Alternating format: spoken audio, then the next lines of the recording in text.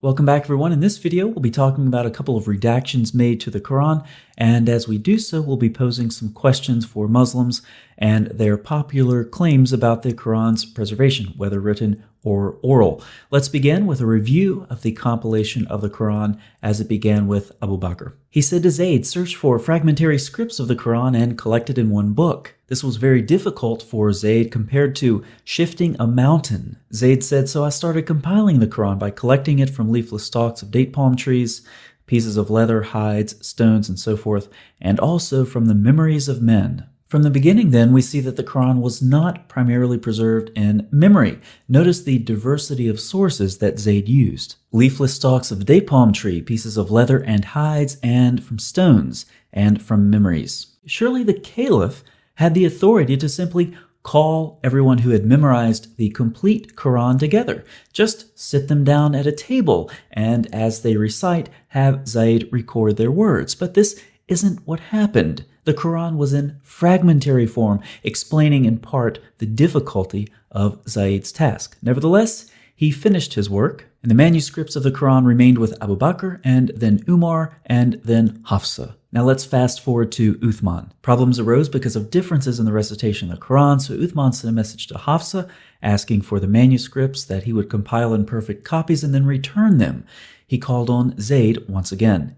In the case of any disagreements, it was to be written in the dialect of the Quraysh. When this was complete, Uthman sent his copies out to various provinces and ordered that all the other Quranic materials, whether written in fragmentary manuscripts or whole copies, be burnt. Now you would think Zayd would say something like, "I've already done this, why am I doing it again?" But he doesn't seem to object. But notice the concern. It's with differences in the recitation of the Quran. So what is Uthman's solution? To compile the Quranic materials in perfect copies and then burn his source material. So the variations in these manuscripts are causing problems for the early Muslims. But this raises an interesting question. What did Uthman do with his source material? He burned it.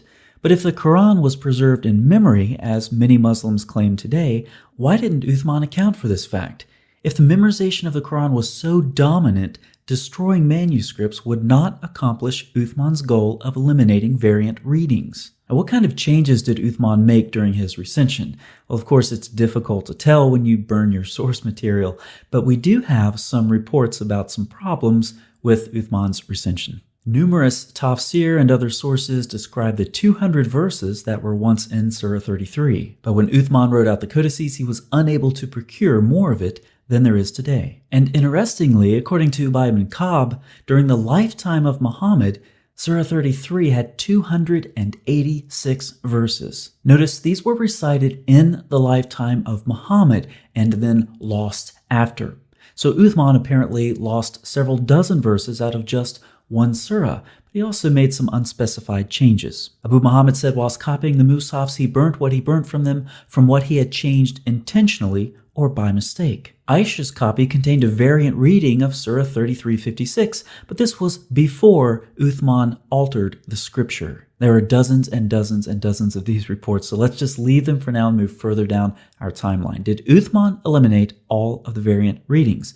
No, he did not. In the early 8th century, Al-Hajjaj, who is the governor of the Caliph Abdul Malik, is talking about a reading attributed to Abdullah ibn Masud, and he doesn't like it. He doesn't like it at all. I mean, he really doesn't like it. Al-Hajjaj swore that he would erase Ibn Masud's reading from the Mus'haf, even if it would be with a rib of a swine. On these early manuscripts, if you want to erase the ink off the parchment, you have to scrape it off with a stone or something of that sort. In this case, Al-Hajjaj says he would scrape Abdullah ibn Masud's reading off the manuscript with the bone of a pig.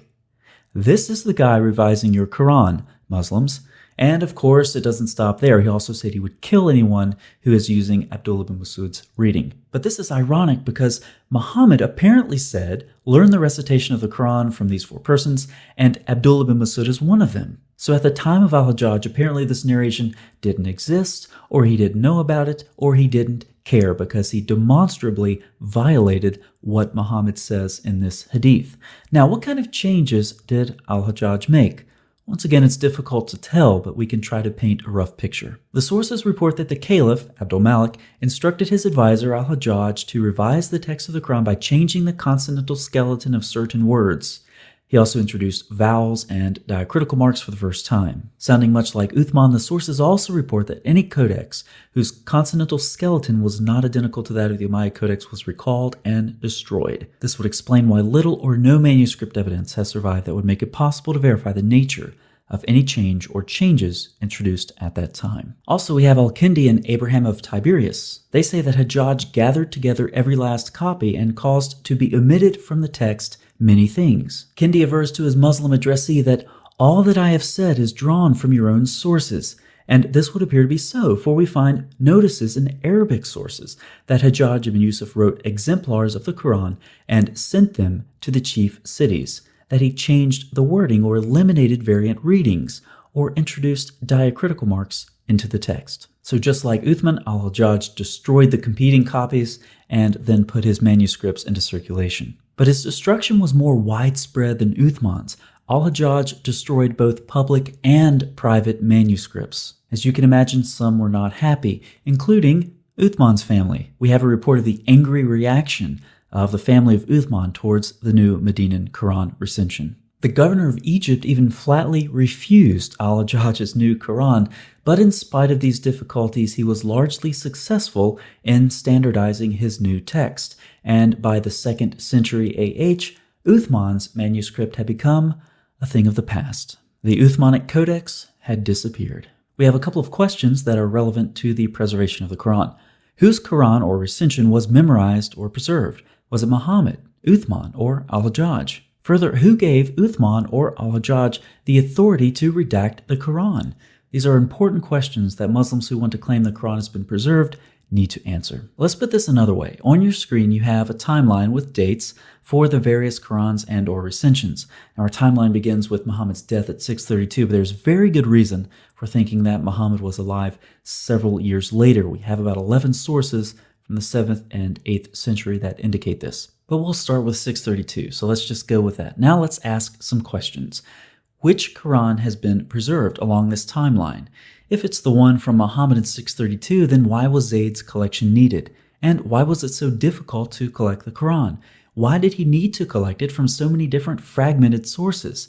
How do we know Abu Bakr's Quran was reliable at all? Moving on to Uthman around 650, why was Uthman's standardization needed? Why repeat Abu Bakr's work done just over 15 years earlier?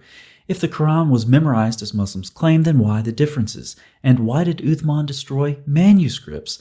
If the Quran was memorized, this would have done no good. Who gave Uthman the authority to do this? What changes did Uthman make? Similar questions can be asked of al-Hajjaj in the early 8th century. Who gave him authority? What was his motivation? What did he change? Why did he destroy the other Qurans? Why is it that at no point during these recensions do Uthman or al-Hajjaj indicate that oral preservation of the Quran will persist through their textual revisions? How can any Muslim possibly argue that the Quran was fixed in oral or written form before al-Hajjaj? The data say it was not. The concept of a fixed Quran in either Muhammad's time or Uthman's time is complete fiction. Now, there's more. Muslim scribes, just like other scribes, would count the words in their manuscripts as a way to detect errors in their copying. So let's look at some of these differences. With the verses, we do have a couple of abbreviations here. These just refer to the modern version with or without the Bismillah, depending on how many chapters you put that with. We also have variations in the number of words from about 77,200 up to 77,900, and consonants vary from about 300,000 to 363,000. Don't you wish we had word counts for all of those manuscripts that were destroyed? So Muslims, regarding the preservation of the Quran, which of these, if any, correspond to the memorized or the written Quran? One of them? All of them? What criteria do you use to choose between them? Which of these is the superior reading? We've been told there's only one Quran. Why all of these variants? Why all of these revisions? And why do we have so many variations, given that so many manuscripts were destroyed? Based on the evidence presented in this video, I draw numerous conclusions. I'll share 3 of them with you. Any theory of miraculous or perfect preservation of the Quran is complete nonsense. 2, given the destruction of Uthman and al-Hajjaj, it is impossible to know the original Quranic readings. And 3, the Quran could not have reached a stable form before the early 8th century AD. Muslims, if you want to object to this video, begin your comment by saying, I watched the entire video. And if you don't do that, I'll know that you didn't watch the video, and in typical Muslim fashion, you're trying to comment anyway. So let's see how many Muslims don't do this and how many Muslims we can amaze with our psychic knowledge that they're trying to comment without watching the video. For the rest of you, thank you so much for watching. I'll see you next time.